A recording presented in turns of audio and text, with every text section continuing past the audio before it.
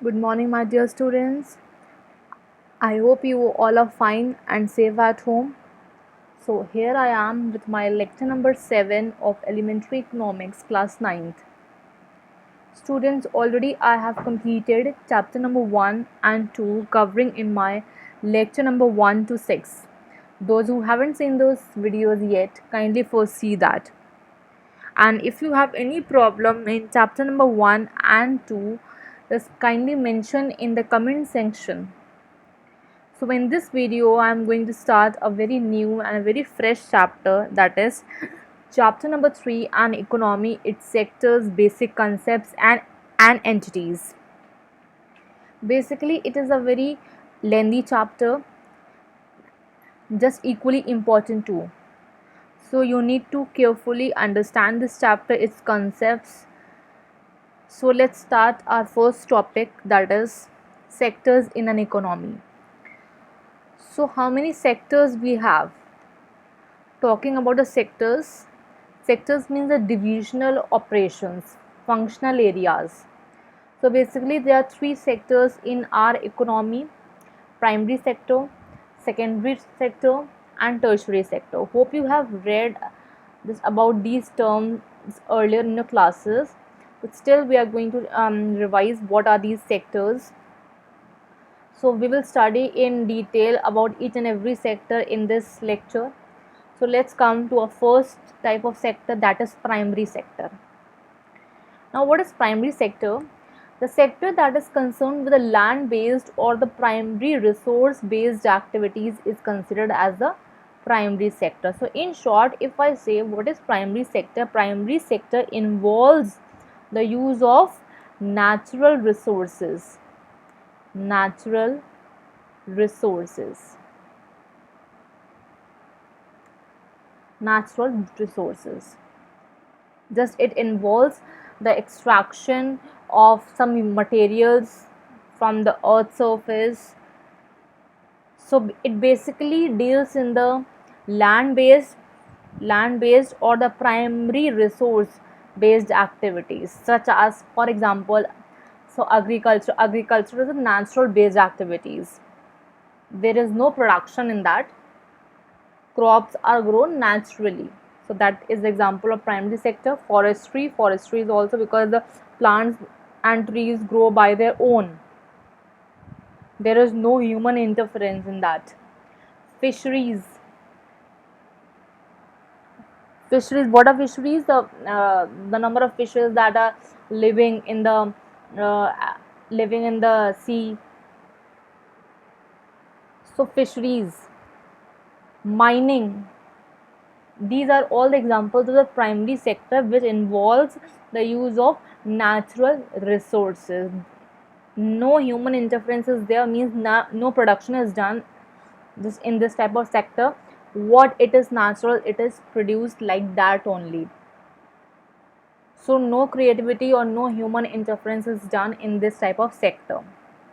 So basically primary sector is what? Primary sector is this concern with the use of natural resources,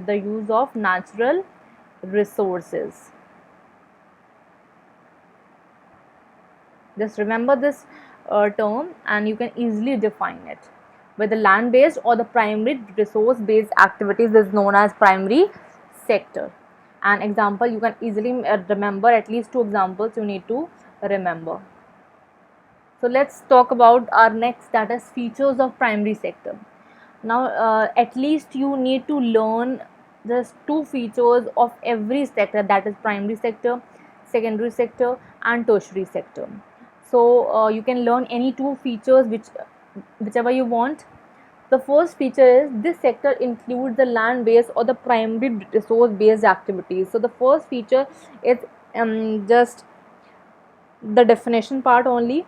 So this sector includes the land based or the primary resource based activities, means it includes the use of natural resources.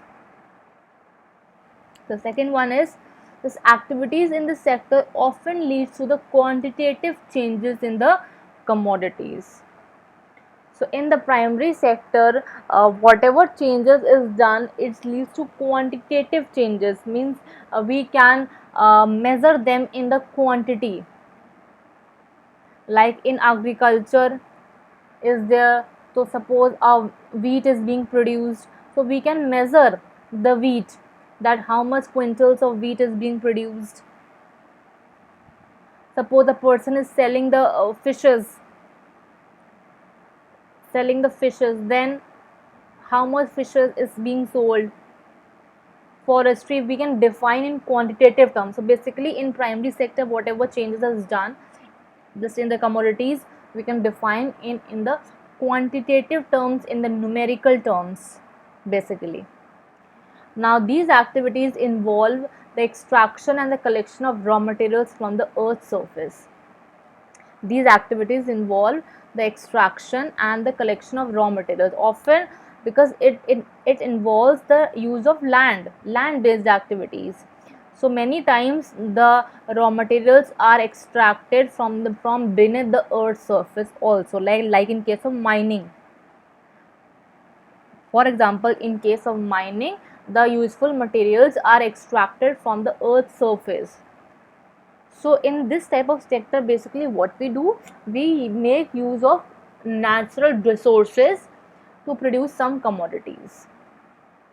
Not exactly we do the production, but we do some changes, and we just like in case of agriculture, we simply uses the natural resources for growing the crops, and then we harvest it. So that is the use of primary sector. So I hope so all features of primary sector are very much clear to you, and you need to learn any 2 out of 3 features. It's at least 2 you need to remember. Now let's talk about next sector, that is secondary sector. Now what is secondary sector? This sector includes all activities which are concerned with the processing of materials which have been already collected through primary activities. So first of all, they evolve, means they are done after the primary activities are over. They are done after primary activities, secondary sector comes. Now what secondary sector does? Secondary sector make use of primary sector. Whatever materials we have collected from the primary sector, that is used in the secondary sector, and then the products are produced. Just understand with an example, using of wood to make furniture. Now wood is a primary resource, because wood is a natural resource that comes from the forest, and forestry is an example of primary sector. Now wood is used, wood is a natural resource, primary resource, and that is used in making a furniture. So furniture will be known as secondary sector, Use of clay and mud to make the pots. So clay and mud both are the primary resource, natural resources, and they are used in making the pots. So pots will be the secondary sector. So basically secondary sector means the conversion of raw material into finished products. Basically these are the hint words which you can remember, so that you can easily write it. Finished products, the conversion or the processing of raw materials into finished products. And this sector evolved after primary sector. It involves the use of primary sector, because where it will get the raw materials from, it will get the raw materials from the secondary sector. So I hope so you must have got this definition. What is secondary sector? Basically it is concerned with the processing of raw materials. Where we get from materials, we get the materials which have been already collected through the primary activities, and they are done after the primary activities. So you can learn easily this raw materials into finished products. So let's proceed to the features part. That is, first you can learn any 2 feature out of 3. So the first feature is, this sector involves the secondary or the industrial activities. Basically why they are known as industrial activities? Because they are doing some kind of production, and wherever production is done, so that area is known as the industrial, means industries are there. So this sector involves the secondary or the industrial activities. Now what is done in this sector? Activities in this sector involve the transformation, means conversion of raw materials into several finished goods or goods, you can say. So basically what I have told, conversion of raw materials into finished products. Now third one is these activities result in the qualitative changes in the commodities. Now we have talked in the primary sector that it resulted in the quantitative changes, while in secondary sector we are talking about the qualitative changes. Now why this is so? Because in secondary sector we are making use of raw material, and we are changing that raw material into certain state which can be measured in terms of quality, not the quantity but in quality. We are changing the dimensions of that raw material, we are changing the look of that look out of that raw material, and we are changing into some finished products, some finished products. So that finished products can not be measured in quantity but will be measured in quality, that how good the quality is, how good the quality is when the raw materials are converted into finished products. So these activities result in the qualitative change in the commodities. So once again, this sector involves secondary or the industrial activities. Now what is done? This sector involves the transformation of raw materials into several finished goods, and this activities result in the qualitative changes in the commodities. Or it is not asked that why it is qualitative in nature, but you need to know that why it is. Just because when the raw materials are converted into finished products, its quality is being measured but not the quantity. Then the next one is tertiary sector. Now this sector is concerned with the providing support services to primary and secondary sector. So basically it provides help to both primary sector also and secondary sector also. And just in what form? By providing the services. They do not produce any real goods but the services. So tertiary sector do not produce any kind of goods, they only provide help to whom? To the primary sector and the secondary sector. In what form? By providing the services, by providing the services. So basically this sector doesn't produce any type of good, they provide only services, and to whom? To primary sector as well as secondary sector. Suppose for example primary sector involves, suppose take for example agriculture. Now who will do the agriculture activities? Of course people, and people are provided in tertiary sector. People will provide the services to the primary sector. Suppose take for example mining. So mining will be done by tertiary sector, obviously. Secondary sector, suppose a goods is being produced, furniture is being produced, then who will purchase the furniture? Who will produce the furniture? Tertiary sector, obviously. So tertiary sector provides support to both primary sector as well as secondary sector. They do not produce any type of real good but only services. Now what can be the examples? Transport sector, they provide the services. Communication sector like telephone, then internet facility, banking, insurance, education, etc.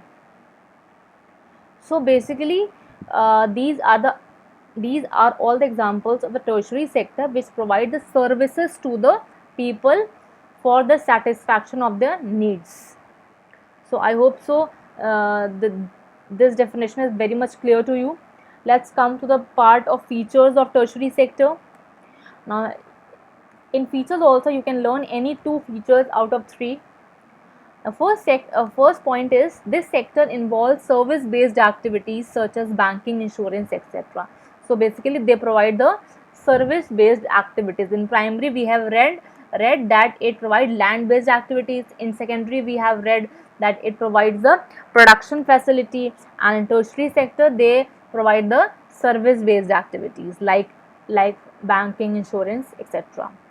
Now second one is this sector is concerned with providing the support to primary and secondary sector. So this sector provides supports to both the primary sector as well as the secondary sector. Without the tertiary sector, primary sector is not at all possible and secondary sector is also not possible.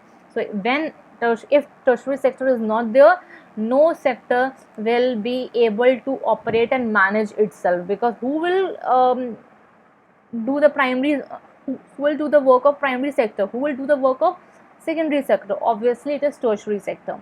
So it is very important, tertiary sector is very much important for both the primary sector and the secondary sector. Now this sector doesn't produce any real good or tangible good. This sector doesn't produce any type of real good or the tangible goods. It only provide the what? Services. Just remember, in tertiary sector we talk about the services. We talk about the services. Now this is the end of this lecture. I hope you must have got whatever I have taught you today, and if you faces any problem, just mention in the comment section. However, it's a very easy topic, it's not very difficult to understand.